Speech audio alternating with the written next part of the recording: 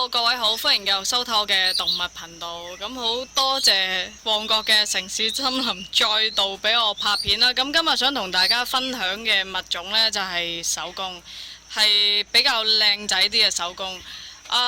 師兄可唔可以幫我介紹一下？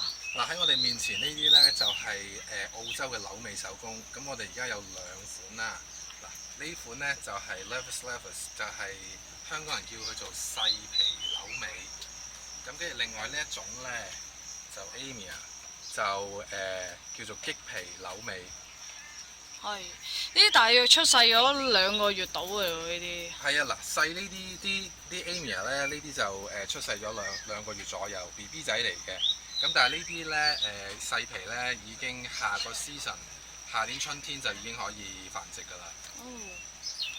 咁如果佢哋基本嘅飼養條件係點樣㗎？嗱，基本飼養條件呢，嗱，我哋有一個盒喺呢度啦。佢其實個空間好細，所以我覺得呢手工係我自己最中意嘅一個物種之外呢，我覺得係好適合香港嘅。因為第一，佢個環境細，嗱，好似呢個盒咁樣，我哋只需要呢一個濕洞，呢個濕洞下低有一個山洞啦，上高就俾水佢，咁就保持住個濕度，跟住呢就有啲沙俾佢，咁就 O K 啦。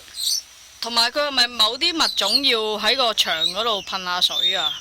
係啊，因為佢哋呢啲呢，佢哋唔係好會落水兜飲水嘅。咁例如好似嗰啲細皮啦，細皮嘅話呢，就大約喺我嘅飼養環境呢，就每一兩日就噴一次水。如果好似啲激皮咁樣呢，就喺我嘅飼養環境啊，大約每3到4日噴一次水，咁就 O K 嘅啦。哦，因為佢個環境比較個 set up 比較簡單，其實都比較受啲新手歡迎㗎。係啊，其實玩手工好多手工呢，嗰啲set up 係好平，同埋食物方面又好平啦。因為佢只係食蟋蟀啊，同埋有時又可以餵啲乾糧啊 ，Repashy 有個 grub pie， 咁其實好好用嘅。咁所以你嘅投資呢，就全部係落晒落隻 gag 嗰度咯。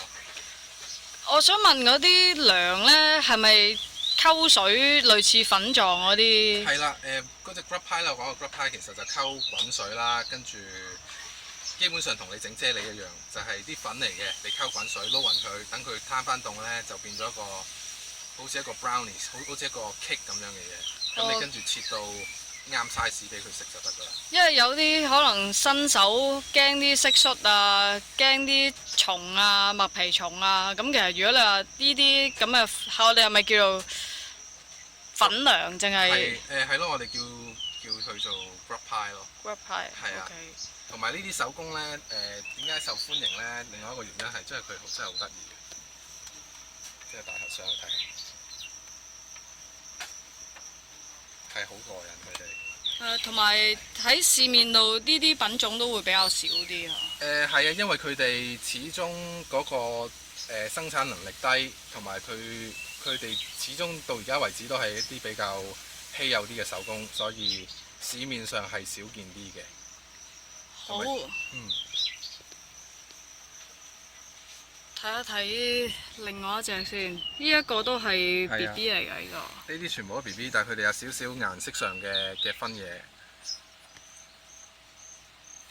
但係好靚，啲全部哇，好得意啊！我原本都冇諗住買，但係而家有少少衝動，太靚啦，實在。好，多謝大家收睇，拜拜。